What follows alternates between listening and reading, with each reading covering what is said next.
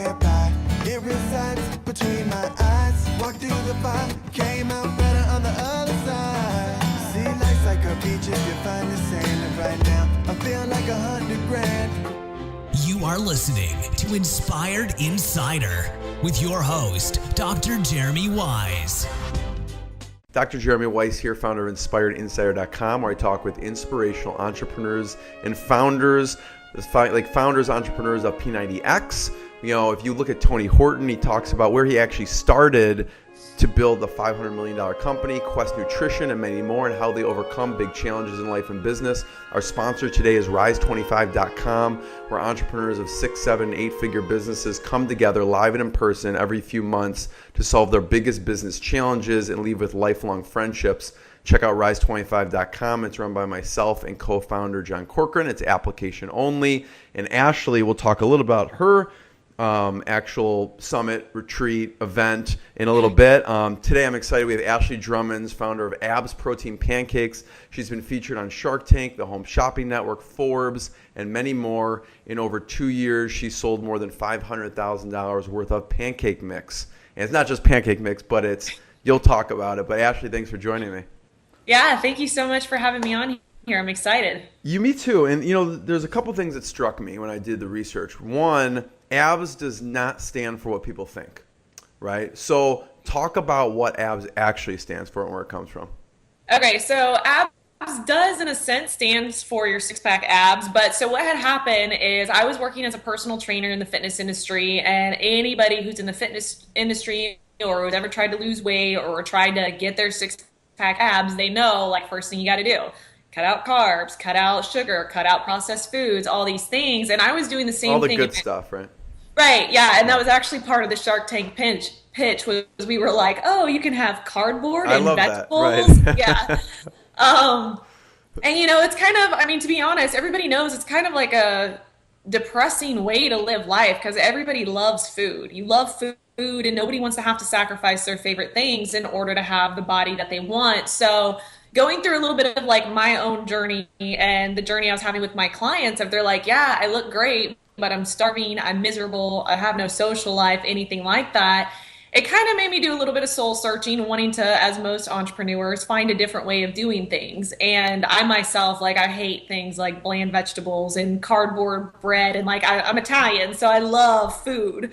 So one of the things I was doing was I was eating this protein pancake recipe I was making for myself every day, not thinking anything of it. Like most great ideas, you're just like, oh wait, this is something that can help people. It was your proprietary recipe that you just kind of threw together because you like pancakes, though, right? Yeah, literally. I was trying to find a way, no flours, no sugars, no processed ingredients, and was mixing up a bunch. My kitchen was covered in protein powders.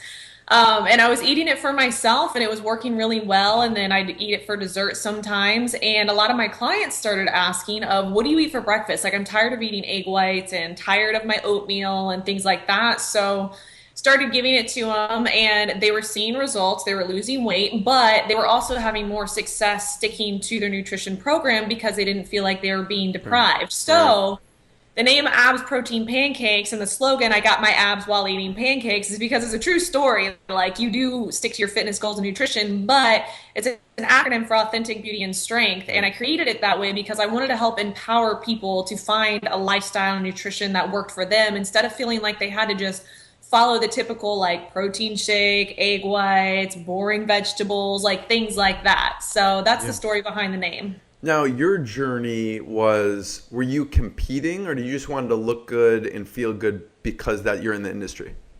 I wasn't competing. I was actually doing photo shoots here in Tampa. So anybody who's ever done any type of fitness stuff, they know it's usually at least 6 weeks of hardcore dieting, hardcore training, you have no life literally. It's terrible. And I would never recommend it to anybody. But yeah, I was doing photo shoots and every day you're just oh, you're counting down the days until it's done. But then you do the pictures and you look great, you feel great, and everybody's like, "Oh my God, what do? You look amazing." You're like, "Don't do it. It's terrible. Right, Like right. you're miserable." So it was kind of going through that and just like honestly getting exhausted of going through that vicious cycle of like I want to look like this, but I don't want to go through that terrible like 6 to 12 week process to get that way. So Yeah. And I was reading, Ashley, with I love the bigger message, the authentic beauty and strength. And really part of it is you want to empower women and girls, right? So what would you say to young girls to help empower them? I have two daughters, two that are very, very Okay. young. So because eventually you're going to be giving big speeches to big groups of people, right? So what Right. knowledge do you want to impart to them? Because one of the biggest things that surprised me when I was doing the research is you struggle with self-esteem. You had said. Tell me about Yeah. that. What? Well, so one of the biggest things, and it's so interesting you're saying this because one of the other parts of the business now that we're doing is we're going to schools, middle schools, elementary schools, talking to these young girls and young guys about like the importance of having healthy self-esteem, having good nutrition, having good fitness. Because one of the things, as you read, that I struggled with the most is from about, I want to say like seventh grade till about 19, 20 years old. I struggled a lot with accepting how I looked. And it's not so much like, it's not like I was like severely overweight. It's not like I Right. was just like, I don't know, like this ugly duckling in my family or anything like that. It was more, I was athletic. I was very muscular. I did a lot of sports. I did gymnastics. I was a great athlete, a good student, like I had all these great things Right. with my family. Like I came from a great background, but the biggest problem I had was you don't hear too often in media in like homecomings and proms when you're at that very vulnerable age of, hey, it's okay to be athletic and muscular and that's beautiful. You see the girls who are skinny and Right. size 0, size 2, all those things, and you think that something's wrong with you, even though like 9 times out of 10, it's like, no, like stay, keep doing what you're doing. You're a great athlete. Right. And it really kind of hit me that it was something that I wanted to do to help people is because even when I was training 7, 8 years ago, I would have girls who are 13, 14 years old who, like, to me, looking at them, like, you're beautiful, like, you're an amazing athlete. Right. And they're coming to me of like, but I want to lose 5 pounds. And they're so, like, you've nothing to lose. Right. So, Like you're fine. You're great the way you are, type of thing. trust me, that's the least of your worries. But so like to the young girls and even like to your daughters, I think the biggest message you can give and anybody can give is, it's all about like be authentic and true to who you are. Like don't worry about what your friends look like, what girls are getting the attentions from the guys, because that's the biggest thing too, is they may not be getting the same attention that these younger, prettier, quote unquote, girls are getting, even though they're beautiful in their own way. And I think that's great that you're a dad and you even care about that because you're going to be the biggest influence. And I was fortunate that I had a great dad that helped me through that and like taught me to be an athlete. But as far as empowering women, I think that never really truly goes away because women are always struggling with their body image. But the most important thing we can do is just like really accepting and understanding that one, your body's always going to change, whether it goes from being athletic to being a little more curvy to being a mom to being a grandmother, whatever it might be. And that's the whole journey of life, is practicing self-love, practicing being authentic and true to yourself. Because like I've told people before, however you feel and see yourself is how the rest of the world is going to see you as well. So that's when you go into the schools, that's the biggest message that Yeah. you convey. Yeah, I mean, because it's terrible. There's a lot of girls that are so beautiful and young and vulnerable who are developing eating disorders and like Yeah, getting sad. getting in terrible relationship situations because of low self-esteem and just making poor choices because they're honestly like they're searching for acceptance and love somewhere. And so any little way they think they can get it. So going to these girls and teaching them, especially if they don't have like a positive female figure in their life that's giving them that reinforcement and positive encouragement to accept who they are. So it's all about like we teach self-love, we teach them what really is healthy nutrition, how to not worry so much about what the doctors teach with BMI and whatnot, but like focus on how you feel, focus on the thoughts you tell yourself, and focus on the messages that you continually to feed yourself, and don't worry about what anybody else thinks. So yeah, that's what we try and teach the kids. Yeah, I mean, there's many reasons I was surprised about that, but one is you come across very confident, right? So Okay. how did it affect you? I mean, Now I'm very confident, and that has come through series of poor choices that have led me through my own struggles and soul searching and whatnot. I mean, if you ask any of my coaches through high school and even like yeah. relationships I've been in, my boyfriend I have now, I always tell him, I'm like, I don't think you would have liked me back then because like Why?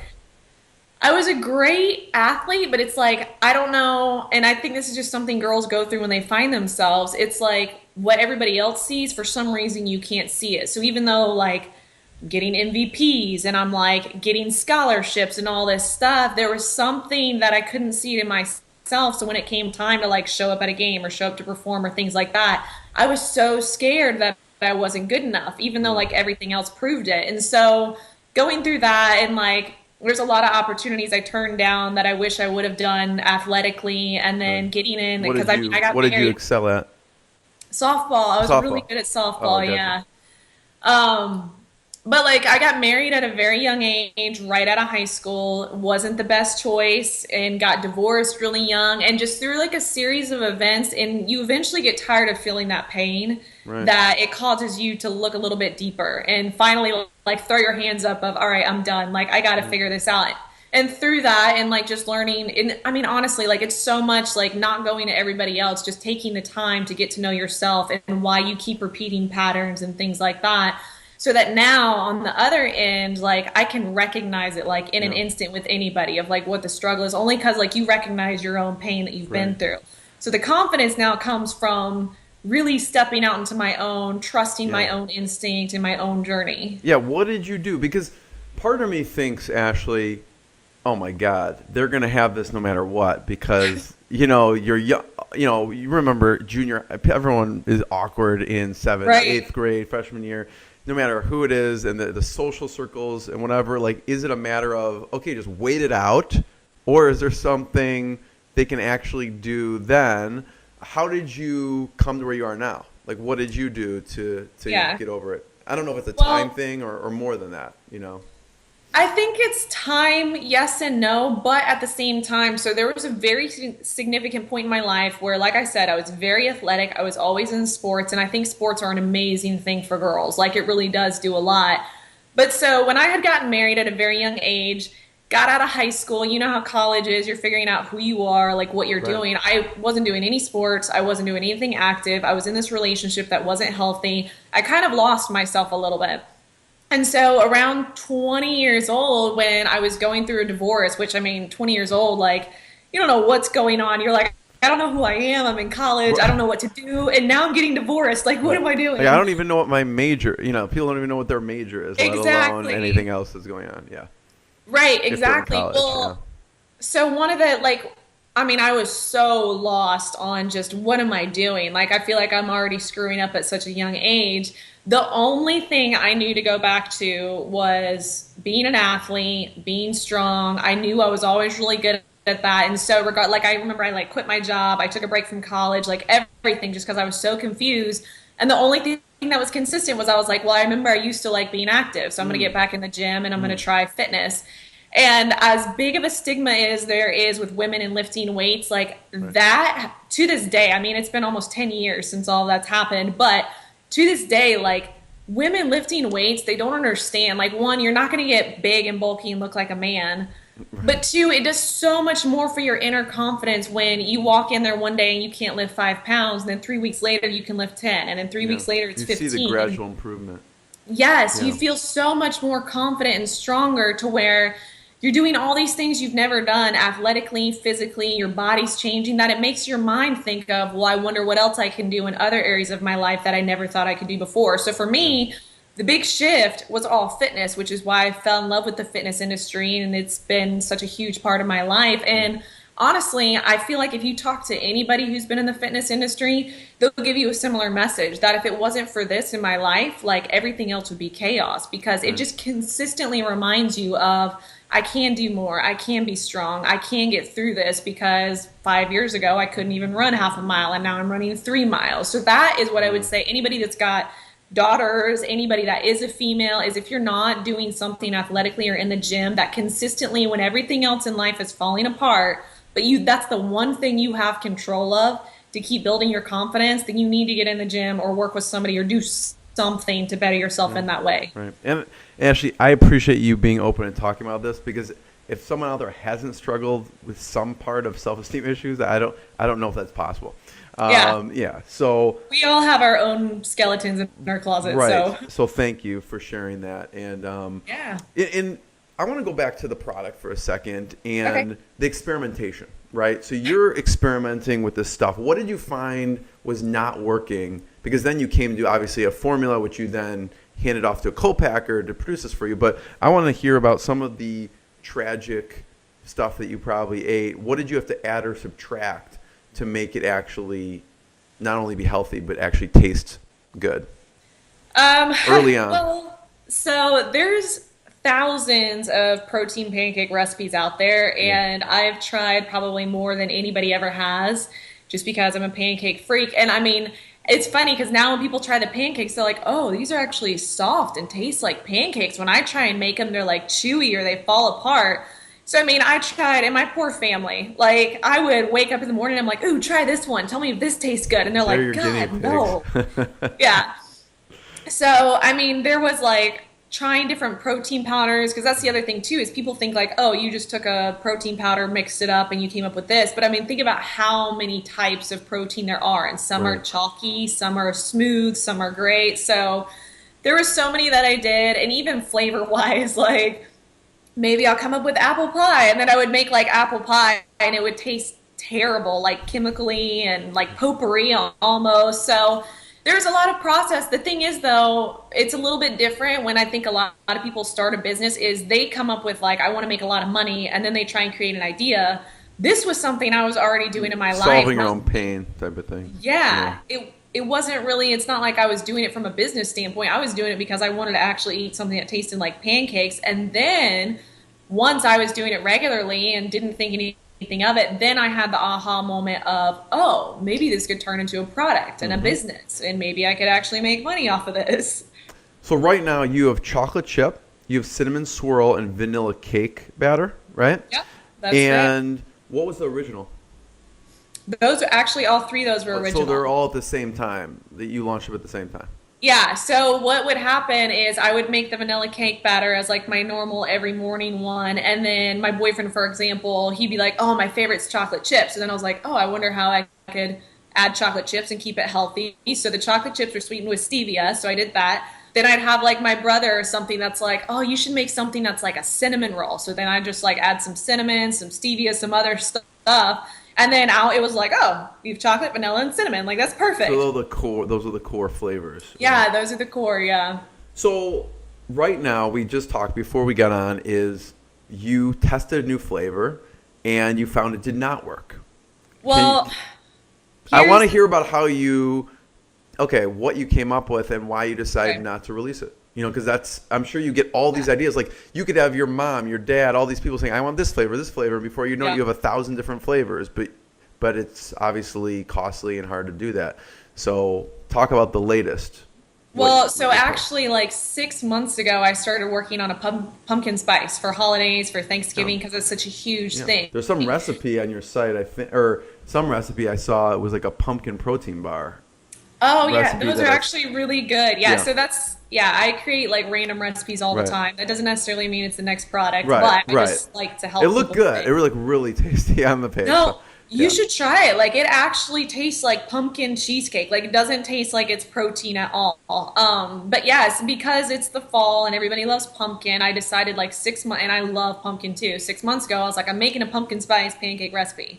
And of course, everybody's like, you should make banana nut and blueberry and all this stuff. But the problem that I've been coming up against is it's very important for me to stick to the overall mission behind the brand, which is keeping things all natural, healthy, gluten-free, things like that, than to just be knocking out flavor after flavor. Because, I mean, not bad-mouthing people, but there's certain brands who every month it's like a new flavor's coming out. And even yesterday I was at the store and somebody's like, hey, it's a new flavor. Do you want to try it? And I'm like, they came out with like 3 last month, but then when you start looking at the ingredients, and these companies are getting so big that they're like putting like sucralose and maltodextrin and like all these like artificial sweeteners, and you're like, no, like, you used to be natural. Why are you doing this?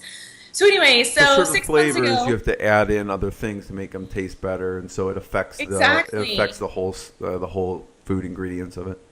Right, exactly. And like I think that's the difference is like I created, I mean, we're on like sample number 6 right now for the pumpkin spice. Yeah. And I have it in my pantry and like mixing it up, and it tastes like pumpkin spice, but it's like, I don't know, like I'm not confident releasing something that I don't think people would love, but also it's like, well, we could add some sucralose to it and make it a little bit sweeter, and like that's more important to me is like just testing things out, getting the formula right, and getting the flavor right without having to use that. So even the blueberry, people are like, you should make a blueberry pancake. I'm like, I can't put real blueberries in there without using preservatives, without going through like this whole processing thing, and I don't want to do that to you. Like I already know what happens when people go through that. So I mean, worked on pumpkin spice, was going to come out with like a chocolate mint for Christmas, and I mean, we're still working on these things, but until there's a more natural way of doing things, I'm not going to just throw it out there for the sake of growing a business. Yeah. So Ashley, is your process like, so it doesn't even pass the Ashley test, right? For this. So if it passes your test, what's the next step? Is it, okay, if I like it, I'm just going to release it, or do you have certain people come and test it? How do you do that? My family is still my guinea pig testers. So, I mean, a lot of times what happens is I'll make it and I'll do some test in regards to like, I'll send out some social media or email stuff of like, hey, we're thinking of releasing these 3 new flavors. Which one would you prefer? And it's not so much a tasting for me because I feel like the taste is easy. Like I had my boyfriend try it, my family, and they're like, oh yeah, this tastes pretty good. It's more of like, they always say in business, you have the CEO, the entrepreneur, and the artist. Well, I'm kind of the entrepreneur and the artist side where like from a food perspective, it's like if you create something and it's not like perfect for the experience that you want, you're not going to send it out. So even though they're like, oh yeah, that's pretty good, I'm like, no, you're not like amazed by it. Like I need you to just love it. So usually if it does, like once the chocolate chip, my family's not super into like fitness and protein. Which is good. Right, because I wanted the normal consumer to enjoy it. So as soon as I got I gave my brother and my dad, who they love like chocolate chip anything. As soon as they tried the chocolate chip flavor and had it, and they were like, oh my God, that's one of the protein pancakes. I was like, you love it. Okay, that's it. Like we have it. Like that was like the stamp of approval. So yeah. Yeah, talk about the process and how you found a co-packer, and then because there's a difference between you making it individually and handing it off and actually doing it probably on a broader scale. So everybody always asks that of how did you know where to get a co-packer? How did you know how to find a fulfillment warehouse? All this stuff. I think that is where the power of Google and the internet comes into play. So I actually read The 4-Hour Work Week by Tim Ferriss, who talks all about like his whole thing is about automating as much as possible so that way you can live a more fulfilling life.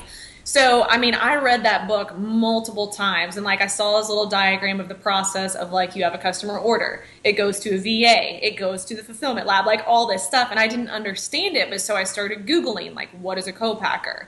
How does this work? And originally I'm here in Tampa now, but when I started it, I was in Tampa, and then I moved to California and then came back to Tampa. So, I mean, I was Googling like protein manufacturers in Tampa, co-packers in Tampa, and I went to probably 6 of them. And I mean, it was such an endless process because one, you have no business, so nobody believes you that this product's going to sell. So they don't want to take the risk of producing all this product. So, I mean, I was going like meeting with people every single week, taking my recipe, signing non-disclosures of, hey, like I promise, like this is going to take off. And of course, when you're talking to businesses and you're like, I just have a feeling it's going to do good, that like, that's great, but you have no numbers. So I'm like trying to find somebody. Which you learned like, from Shark Tank, right? So, like somebody believe in me. So, and I mean, the other problem you have is like when you're starting out and you're not doing thousands upon thousands of orders, is nobody's going to let you run their machines. Expensive too. Right. If you're like, oh, I just want to do 200, they're like 200, like make them yourself. I'm not running that. So, I mean, it was a long process. It took me 3 or 4 months. And then fortunately, through the fitness industry, I had a friend in San Diego who has a protein shake. It's called Fit 365 Protein Shakes. Okay. And through a series of acquaintances and just getting connected, I had reached out to him and I was like, hey, you have a protein product as well. I know like we're in similar phases. who are you using as your co-packer? Right. And we met up one day for breakfast or something, and he was like, this is a co-packer that I use. It's a small kind of like, not startup, but they just kind of branched off of a larger one to create their own. You can tell them I sent you, try using them, because my product's different. Like, I use ingredients that are also baking ingredients. So to go to like a protein nutritional supplier and be like, hey, I also need you to get some coconut flour, some stevia, it's a little bit different. Right. But fortunately, I went to these people, met with them. The other thing that launched it too is there's a very big fitness influencer called Dana Lynn Bailey. It's a person. Right. She is Dana Lynn Bailey, and she had bought the pancakes, and I had no idea. And she's got millions of followers. Made a post on social media and like exploded the business from the start. Which of course you're getting like thousands of orders. You're like, I can't hand mix all these. So Right. You had to find the solution.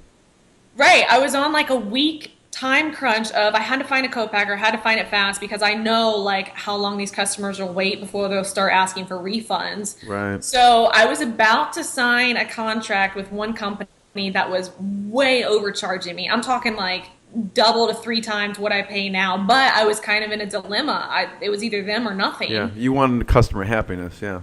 Right. So it was like, all right, maybe I can just take a cut on this. And like, I met my friend, he suggested this other co-packer, and I went to them like within the same day I was going to sign this other contract and like explained it. I was like, I will stick with you guys for as long as I need to. Here's how much I need. This is all I have. And I mean, signed the contract that day, and they got the orders going. And that was 2.5 years ago. And I've been using them ever since. So, I mean, finding a co-packer.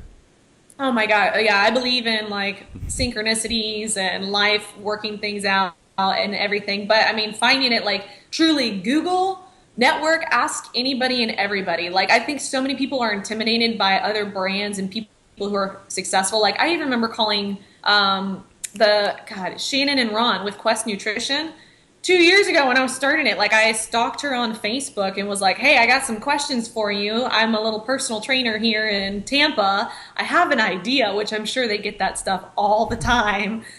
But I mean, I never like, they call it, they say ignorance is bliss. Like, I didn't care. I never cared what people thought. It was just like, you've done something I want to do. Can I get some help from you? Exactly. What was the first run? How many bags did you run on the first? I think it was 1,500. Okay. Yeah, I think it was right under 2,000 because I had to have all 3 flavors, and the minimums they would do was 500 of each. Yeah. What's the turnaround time? Like when you go, okay, I need this, I have customers, how fast can they get it to? It's about 4 weeks. It depends. I mean, if it's like a large order, like we really just built up inventory when we found out we were airing on Shark Tank. So for that, it took a little bit longer. How do you decide? Because that's a risk too, right? So oh my gosh, how do you decide how much to order ahead of time? Because how do you project? Do you talk to other Shark Tank, people on Shark Tank? I mean, how do you even project that? Yeah, so ours was kind of a tricky situation because with Shark Tank, they give you 2 weeks ahead of time of your air date to give you, even though 2 weeks is not enough time. They're like, we'll give you 2 weeks, let you know. By the way, yeah. Well, they gave us our 2 weeks the week before Christmas. So the week before Christmas. Wow. So it was crazy. What if you would be in Mexico or something? You're like, okay, cancel everything, Right. Well, plus businesses are closed. So we had the whole week of Christmas, the whole week of New Year's. Nobody's working. And they're like, you're airing January 5th. And you're like, this is amazing. But where are we going to get product from? So yeah, we had, fortunately, the day that we filmed, we had a couple other businesses that were backstage that filmed the same day we did who had already aired. So we're calling, sending emails, reaching out to people like crazy of like, how many orders did you get? How much should we do? Like, we're trying to figure this out. I don't know what to do. And of course, like at this point, we had already done a due diligence process with Damon. And so like, we're on the phone with Damon's team of, we don't know how much to order, like help us figure this out. Yeah. The problem is you aired like 6 months after you actually recorded, right? Right. So we filmed at the end of June of 2015. We aired January 5th of 2016. So there's a long process of just getting things in order. Right. But it's so hard. I mean, I'm not going to lie. It was a shot in the dark because there's some companies who really are an overnight success. Like overnight, they make $1 million. Like as crazy as that sounds, but then there's other companies who overnight, they make $1,000. Like it's so just... That's weird. I know. And I mean, from a business standpoint, it's all your price point. It's your price point. It's when A mass are you appeal airing, type of thing. right? Are you airing also while there's a football game going on? Are you airing while there's a presidential campaign going on, or do you just have the whole world's attention? Yeah. So I mean, it all just Right. it depends. So because I mean, I had other friends who had similar products, and like our numbers were totally off, even though it's the exact same things. So we really just took like, I think we took 6 months worth of sales, figured out how many units we sold on that, and that's what we ordered. And even with that, we did that, and I think it took 2 months for our customers to get all their orders, but fortunately they were very patient. But that's all you can really do, because like it's totally a shot in the dark. You have no idea. Yeah. So you averaged around 6 months of sales, and that's kind of what you estimated for this, because it's a large financial investment. If it doesn't hit that mark, then you're left with all this inventory. Right, exactly. Yeah. But I mean, and that's the other thing that's so like, everybody wants to be on Shark Tank, and I think for our businesses, it was the right opportunity. For other businesses, I don't think they're ready for it and to be there. But that's the thing too, is you go to air on Shark Tank and you have this amazing opportunity come up, but they warn you up to like an hour before your episode's supposed to air. So you're trying to like check your website, all this stuff, an hour before, and they're like, hey, if some random hurricanes decides to hit and we got to go to like an emergency broadcast, that's it. Your episode doesn't go. So, I mean, it's the most stressful thing in the world to do. Right. But, I mean, it all goes back to like, you got to trust your gut. You got to go with your intuition if it feels right. And from the beginning, like it took 1.5 years for all of this to happen. Yeah. From the very beginning, and I say it in all interviews because I think it's important for entrepreneurs, there was never any guarantee, just like there's never a guarantee in business. But you just have to, and like I think the sharks even talk about this, like you have to go with your gut in everything. Even if the whole world is telling you it's wrong, but you have such a strong instinct of like, no, like I just feel like this is gonna work. That's what you have to go with. And like from the beginning of the application all the way to like every week, they're like, you may not be picked, you may not air, you may not make it. Right. It was like, okay, maybe for other entrepreneurs, but I know this is gonna work. So, I mean, that's all you can do really, is just like trust your gut, go with your instinct. Yeah, I think, Ashley, what's interesting, all the, if you watch, people go back and watch the episode, people are very impressed with the, from zero in about a year, you went from 0 to over 6 figures with it. So I want to talk about that for a second. What worked best for you for that? And then I want to talk about post Shark Tank and what happened. Yeah, so one of the things that we always get asked is, were you successful before Shark Tank, or did Shark Tank make you successful? And the biggest thing is, like you said, before a year hit. So we went on Shark Tank right around our year marker. Before that, though, we had already hit 6 figures. Yeah. Shark Tank, I say, has a huge power and like a huge effect on your business. But I think more importantly, what it does is it just sets things into motion faster. So it basically amplifies what you're already doing in your business. Yeah. So from month 1 to getting and airing on Shark Tank, the biggest thing that worked for me is I didn't know anything about online marketing. I didn't know anything about email, social media marketing, but I'm really good at observing and following trends. And so when I first started the pancakes, I mean, before I had packaging, before I had a website or anything like that, I mean, Instagram, for example, Instagram, Facebook, all these social media platforms, seeing how many likes would come through, how much engagement I was getting on my own personal stuff just by using like one hashtag. Like if I made a post and didn't put any hashtag, and then the next post I put like hashtag fitness, and then it's like, oh, you have 150 likes now. I saw the free marketing that came from that, because in the beginning, nobody really, unless, I mean, you have like a huge capital investment, nobody has the money to spend on thousands of dollars of advertising. Yeah, you're bootstrapping, yeah. Right, yeah, you're doing what you can. So I picked onto that very quickly, and I started coming up with a campaign schedule for myself. And I mean, the whole, like, the followers don't know this, but I knew, like, psychologically, people get used to seeing content at certain times of the day. And if it's not there, you kind of lose those customers. So I was doing 6 a.m. and 6 p.m. every single day. Twice a day when people are up in the morning, eating breakfast, scrolling through social media. Yeah. Yeah, and at night, well, you ask yourself, like, when am I on my phone looking at social media? And then at night, you get home from work, you're either having dinner or you're watching the news or whatever, scrolling on social media. So 6 a.m., 6 p.m., and I mean, I was so obsessive about it. Like, my boyfriend would always make fun of me because I would be laying in bed. I'm like, it's 6:15. I got to make my post. And he's like, oh my God. I'm like, I got to get it up there. But Right. so I did that. That's great. Yeah. A self-imposed deadline because they're expecting it. Yeah. Right, exactly. And a lot of people do it with email marketing. It just depends on your demographic. Like with mine, with the fitness industry, I know social media is huge. Pictures. Yeah. People. Yeah. Yes. They're going to respond to a social media post way more than they're going to respond to an email. But so I did that at 6 a.m., 6 p.m. every single day. And then one of the other huge things which helped a lot is I actually took the time to research trending hashtags specifically to my demographic. So what are the top 10 fitness hashtags, That's nutrition hashtags? Yeah. Yeah. And then the pancake. I love to hear this stuff because people think, oh, it just landed, like you put it out there and you just started It just happened. selling. Right. When the reality is there's a lot of hustle and work and Yes. grind that goes into it. Well, I think the biggest thing is like, even now, like there's other things that we're working on launching now. And it's like, the work is simple. It's the discipline and the consistency to continue to do it every single day. It's like that with anything in life. Like same thing with fitness. You don't just wake up with a six pack. It's the consistency of what you're doing. Right. So research the hashtags, and even now I have a note in my phone of the hashtags that I used from day one that fortunately now I have a social media manager. But even to this day, like we use the exact same hashtags we used at the beginning, and it just continues to grow. So that was the second thing that I did that really grew things.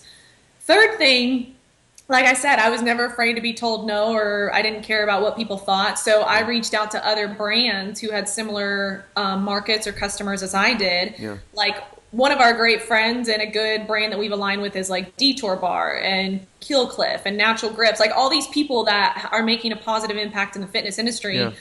Reach out to them and just like offered like, hey, do you want to do a cross promotion? Like right now we do that even to this day. Yeah. I think I saw the Kill Clip somewhere on your site. Yeah. Yeah, Keel Cliff is a great brand. And I mean, it's a product that I use myself and so many people in the fitness industry use. But like, for example, they have a great replacement coffee drink that's natural. It's good for recovery. And we have pancakes. So we're like, hey, let's do coffee and pancakes. Yeah. This will be great. So I mean, that from the very beginning though, like I think I have a good introduction for you actually. So remind me afterwards. Yeah. All right. Yeah. But like I was doing another podcast, and like one of the things is somebody asked of like, aren't you scared to reach out to, but like if I had 100 followers and this brand has 100,000, were you scared? And I mean, honestly, logical question. I mean, it's scared. Yeah. I don't know if it's scared, but like why it's not an even exchange. Right. Aren't you intimidated? Like, why would they help you? And honestly, like, I think it's your approach. If you come across expecting things to be handed out to you. Exactly. You just want to deliver value to them. Right. Then no. Yeah. Like I have people that reach out to me now and it's like, this is like such a copy and paste email. Like you're not even taking the time to like be sincere in what you're saying. So I think people respond to just be yourself and like be honest. Like it's so far and few between the people who actually take the time to write an email or pick up the phone and things like that. Right. And I'll always respect somebody who gives me the time of day for the relationship other than just like some email broadcast that you sent out to me. Right. It seems so simple, but unfortunately it's all too common. Well, and I think that's the thing too, is like people forget that all of these brands started exactly where you're starting. So if you're honest in your story and you explain like, this is who I am, this is what I want to do, but also give them the respect of, I value your brand, this is why I connected with you because I love your messaging, things like that. Yeah. Even if it's one post, like most brands, even now, like I've had people reach out who have like 300 followers, but if it's a similar message, they have a good customer service process, and it's something that like I feel like would be a good alignment for the brand. Yeah, we'll exchange some product, we'll take some of your product, take a picture and make a post. Like that has built the brand so much of just strategic alliances with other brands, but also, I mean, coming back to actually caring about your customers, caring about your product, caring about your business, like that, it's the basics. Like like you said, it sounds so simple, but people get so caught up in when you get so big, so fast and all this stuff. It's like, you don't even know, do you know one customer's name? Do you know like one thing that they love? Have you seen any of their, and even yesterday, it's funny because I was texting my social media girl because we were getting all these tags on Instagram and she wasn't going through commenting like, hey, thank you so much for sharing this. And so I did it, and I was like, hey, don't forget, like, make sure you show appreciation for the people The who are individuals. representing your product. Yes, Yeah. these are people that are basically sharing the love for your product. So I think it just comes down to that, and that's what's always worked. Yeah. No, Ashley, thank you. That's worth its weight in gold. I mean, finding the products and cross promotion, just reaching out to people who are doing what you want to do, and talk about the behind the scenes, the infrastructure, right? So the software and the stuff that you use, like the shopping cart or the software platform. Because there's a whole technology side of this, right? Yeah. You're the entrepreneur, you're running the business, you're the salesperson, and now you are the chief technologist. So what are some of the things you have in place for that? Well, so first off, I feel like there's the whole analogy of like, what is it, paralysis analysis. Yeah. People get so caught up in starting up, and there's 100,000 different apps you can use and things like that. But specifically, so there's two things I would say. If you have a physical product, like the pancakes, where like you're taking customer information and you're shipping them something, Shopify, hands down, has been the best thing in the world. I thought it looked like a Shopify, yeah. It is. And I've used other platforms, but Shopify, their customer service. I mean, you can call somebody and you'll get 24 hours a day. Yes. Yeah. They are on the other line like, yeah, sure, let me help you through this, walk you through this. And they're always like willing to help. So Shopify is plus they are the most easy to integrate with any other platform. Like with my fulfillment center that I have, sometimes it can get hard with API keys and all these different coding and whatnot. Shopify is so easy with it doesn't matter who you use, they'll integrate with it. They'll integrate with Amazon, whatever. So I would say Shopify for a shopping cart. Yeah. On the back end, so like capturing customer information, follow-up marketing, follow-up just value of content and things like that. I actually use Aweber as my email marketing I like platform. Aweber, yeah. Yeah, Aweber is a good one. There's so many of them, and like I've heard good things about MailChimp. There's ClickFunnels, like all this stuff. But I mean, I've had Aweber since the beginning, and in all honesty, it's because I'm lazy with email marketing, and I don't want to learn a whole other platform. Yeah. But and it's simple. It's not all these complicated. It's very straightforward. Right.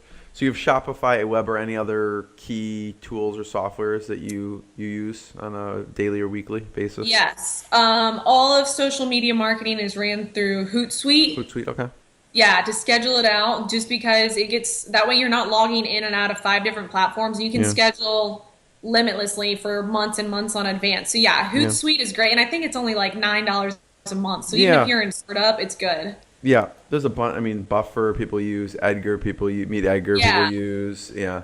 I'm trying to think. So yeah, Hootsuite, Shopify, Aweber. That's on the pancake side. On the other side, so like I have the site ashleydrummonds.com, that's got a lot of content. That's all WordPress. I don't have to use anything with that because WordPress has so many things already built into it that I think WordPress, if you're not doing physical products, you're doing digital products, that's the best way to go. Yeah. You can just continue to add and add and add and add, and it's so easy to use. Yeah. So many questions, so little time, Ashley. I'm looking up. We have 3 minutes. I'm like, we haven't talked about HSN. We haven't talked about Shark Tank that much. It's okay. So I guess talk about post Shark Tank for a second. What ended up happening?